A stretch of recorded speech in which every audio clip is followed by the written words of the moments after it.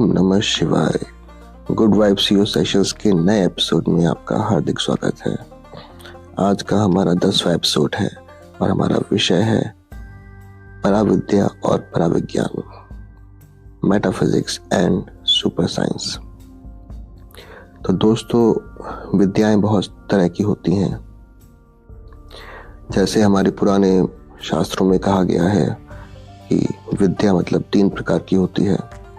पहला होता है आपका अविद्या, जिसे माया बोलते हैं। अगर आप नॉर्मल माया जाल में फंसे हुए हैं या आप जल्दी से आकर्षित हो जाते हैं चीज़ों में, तो आप अविद्या में फंसे हुए हैं। अर्थात कि आपको स्वयं से ही आप सीखते हैं और कोई अलग से आप ज्ञान प्राप्त करने का प्रयास नहीं करते, तो इसे अविद्या बोलते हैं। दूसरी होती है अपार विद्या। दोस्तों, अपार विद्या में इस विद्या में आप कितना भी अध्ययन कर सकते हैं, ये अपार होती है।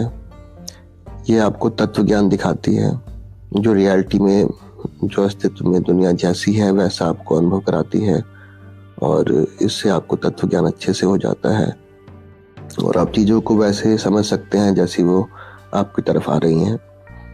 और इसी में हर चीज़ होती है, जो आपके 5 सेंसेस होते हैं, इंद्रियां होती हैं, वो भी इसी में होती हैं, अपार विद्या में ही। उसके बाद आपका जो आती है पराविद्या। पराविद्या में जो होता है ये बियॉन्ड सेंसेस होता है। और जैसे हम बात करेंगे, जैसे नॉर्मल विद्याओं को अगर ऑक्सीजन चाहिए होती है, तो ये पराविद्या है। इसमें आपको ये बिना ऑक्सीजन के भी ये विद्या काम करती है। पराविद्या के उदाहरण हम पुराने ऋषि मुनि संतों में देख सकते हैं, महापुरुषों में देख सकते हैं। हम आधुनिक जमाने में भी काफ़ी आज़ादी के बाद के भी हमारे महापुरुष कुछ संत रहे हैं, जिन्हें हम जानते हैं, पहचानते हैं, जिनके नाम हमें पता है, जिनकी शख्सियत हमें पता है। उनसे हम पराविद्या की शक्ति को महसूस कर सकते हैं, उसको समझ सकते हैं। तो दोस्तों, एक संत रहे हैं देवरिया जिले के पास मैल गांव में, यमुना जी के किनारे स्थित एक मचान पे रहते थे। 12 फीट की उनकी मचान थी और नाम था देवराहा बाबा। देवराहा बाबा की उपलब्धियों की कोई सीमा नहीं है। बड़े बड़े राष्ट्रपति, प्रधानमंत्री उनसे आशीर्वाद प्राप्त किया करते थे। दोस्तों, कहा जाता है कि डॉक्टर राजेंद्र प्रसाद, जो प्रथम राष्ट्रपति थे भारतवर्ष के, वो बचपन में उनसे आशीर्वाद लेने गए थे। तो उन्होंने देखते ही बोला था कि ये जो बच्चा है, ये बालक आपको आगे चलकर राजा के रूप में देखने को मिलेगा और बड़े होकर राजा बनेगा। और दोस्तों, जब राष्ट्रपति बन गए डॉक्टर राजेंद्र प्रसाद, तो उन्होंने चिट्ठी लिख के उन्हें धन्यवाद भेजा। और उसके बाद वो 1954 में वो वहाँ पे जो कुंभ हुआ, तो कुंभ में उनका पूजन कर आशीर्वाद भी ग्रहण किया देवराहा बाबा का। उसके बाद भी कई राष्ट्रपति, प्रधानमंत्री जैसे इंदिरा गांधी आए वहाँ पे। तो इंदिरा गांधी भी काफ़ी केस फेस चल रहे थे उनके ऊपर और काफ़ी मुश्किल दौर चल रहा था कांग्रेस का। तब इंदिरा गांधी वहाँ पे गई, तो उन्होंने पूछा बाबा जी से। तो बाबा जी की एक और सिद्धि थी कि एक तो थी उनकी उम्र कभी घटती नहीं थी, जो जैसे मैंने आपको बताया कि डॉक्टर राजेंद्र प्रसाद जब बचपन में गए थे तब भी वो वैसे ही थे, और जब आशीर्वाद प्राप्त किया राष्ट्रपति बन के तब भी वो वैसे ही थे। उन्होंने उम्र पर, समय पर कंट्रोल प्राप्त कर लिया था। दूसरी सिद्धि थी दोस्तों अंतर्यामी होने की। वो आपके अंदर की बात समझ जाते थे। तो इंदिरा गांधी को उन्होंने हर किसी को वो अपने पैर से आशीर्वाद देते थे, मचान से पैर लटका के आशीर्वाद देते थे।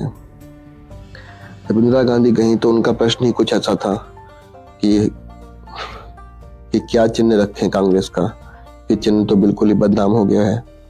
तो उन्होंने चिन्ह दूसरा बनाया, उन्होंने हाथ से आशीर्वाद दिया।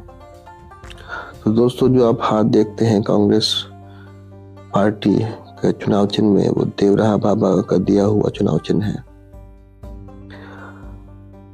और दोस्तों, देवराहा बाबा की उम्र के बारे में अनुमान लगा सकते हैं। 250 से लेके 900 साल तक बोलते हैं। कुछ उनके भक्त उन्हें 2000 साल से पुराना, कुछ उन्हें द्वापर युग का भी बोलते हैं। तो ये अलग अलग अनुमान हैं। देवराहा बाबा ने कभी अपनी उम्र स्वयं से नहीं बताई। हमेशा से उन्होंने अपने आप को यमुना जी का पुत्र बताया है और बताया है कि मेरी उत्पत्ति तो जल से हुई है। और भी उनमें कई सारी सिद्धियां प्राप्त थी देवराहा बाबा में।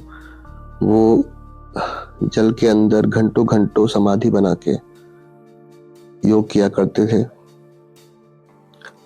और वो एक ही साथ अपनी मचान पे भी रहते थे मुद्रा में, और उसी समय वो अपना कहीं पे कुंभ में या कहीं संसद भवन में अवार्ड ग्रहण कर रहे हैं, ऐसा भी हो सकता है, और वो मचान पे भी उपस्थित हैं। तो ये सब उनकी सिद्धियां थीं जो आधुनिक समय में, हाल ही के टाइम में, कुछ सालों पहले तक हम देख पा रहे थे। अब भी उनका आश्रम स्थित है। एक दोस्तों उनमें सिद्धि प्राप्त थी, वो हर भाषा जानते थे। पेड़ पौधे, जानवर, खूंखार जानवर, बड़े से बड़े जानवर को वो बात करके शांत कर देते थे। उनके मचान के पास जो पेड़ लगे हुए थे बबूल के, उन्होंने लगाए थे, वो खुशबू देते थे। उनमें कोई कांटा नहीं था, कांटा आता ही नहीं था। तो दोस्तों, ऐसे ही एक चमत्कारी पुरुष रहे हैं उत्तराखंड के नैनीताल के कैंची धाम वाले बाबा जी। उन्हें नीम करोली बाबा भी कहते हैं। नीम करोली नाम से एक स्टेशन है दोस्तों, जहाँ पे उनको टिकट चेक करके उतार दिया गया था बाबा जी को।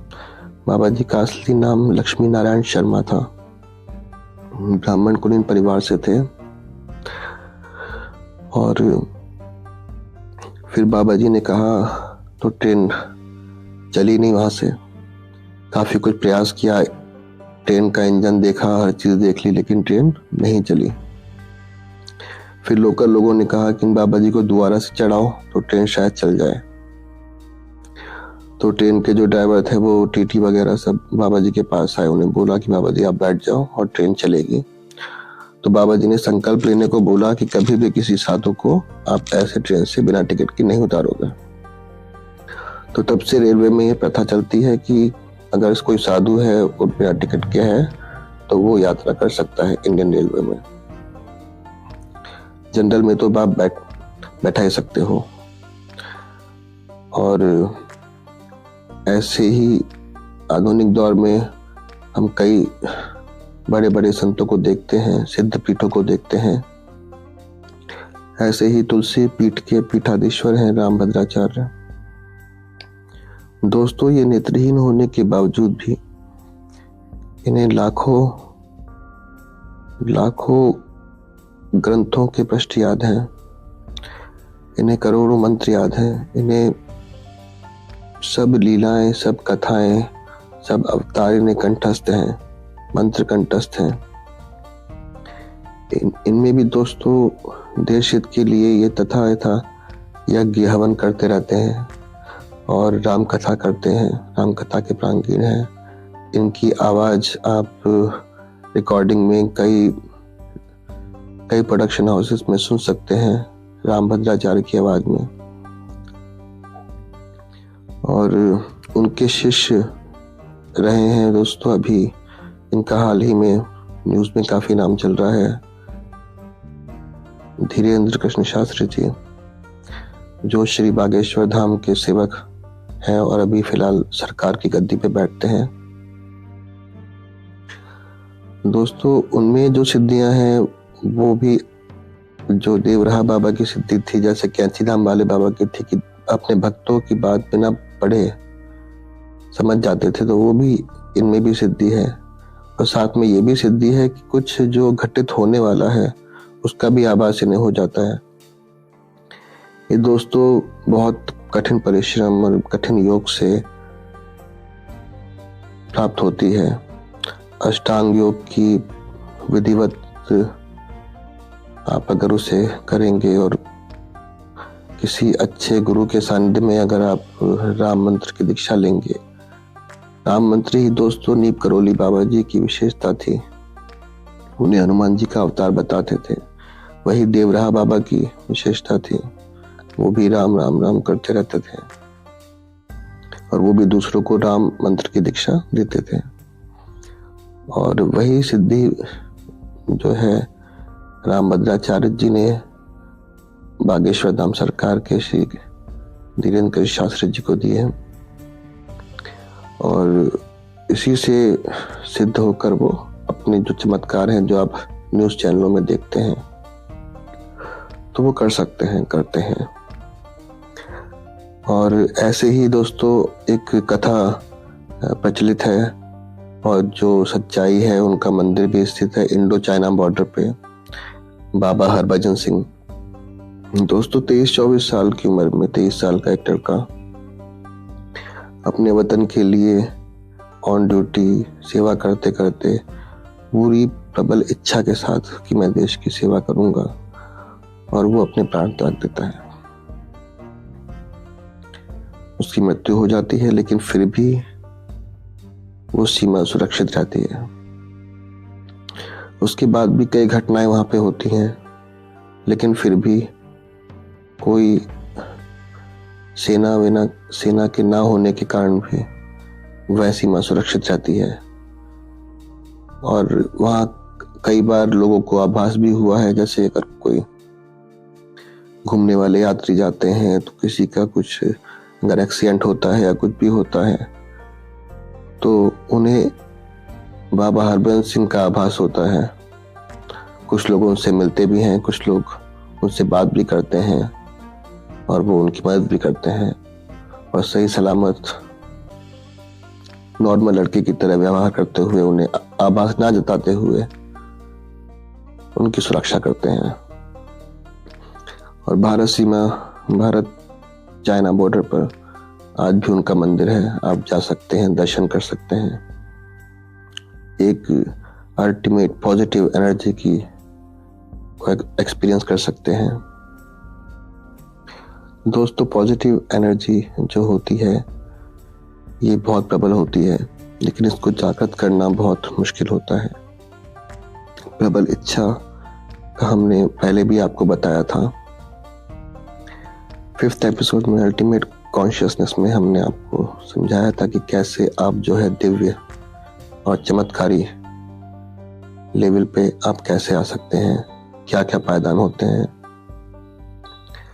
तो कॉन्शियसनेस को जागृत करना अगर आप करते हैं प्रैक्टिस तो ये पॉसिबल हो सकता है। और इसके लिए किसी भी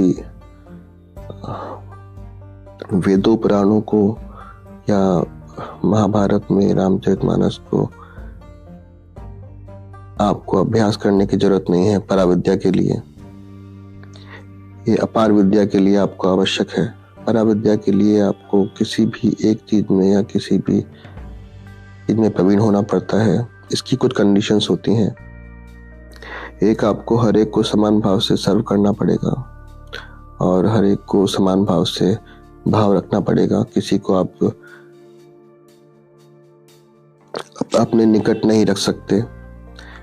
और ये जो भी नीम करोली बाबा भी जी और देवराहा बाबा जी भी, ये गुरु शिष्य परंपरा के भी विरोधी रहे थे अपने टाइम पे। ये किसी को जल्दी से शिष्य या करीबी नहीं बनाते थे।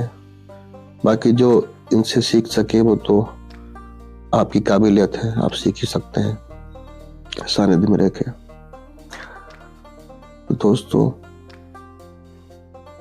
आज का जो पराविद्या है और इसी को जो हो, जब साइंस उसको डिफाइन नहीं कर पाती तो उसे पराविज्ञान नाम दिया जाता है, क्योंकि वो विज्ञान से परे है।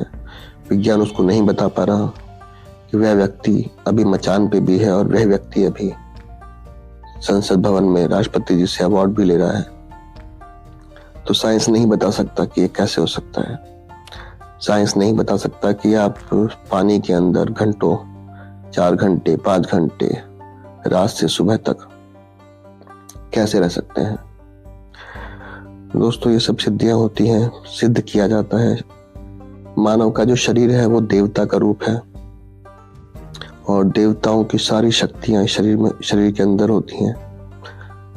आप जागृत कर सकते हैं और योग साधना से, प्रबल योग साधना से और कठोर योग साधना से आप हासिल कर सकते हैं।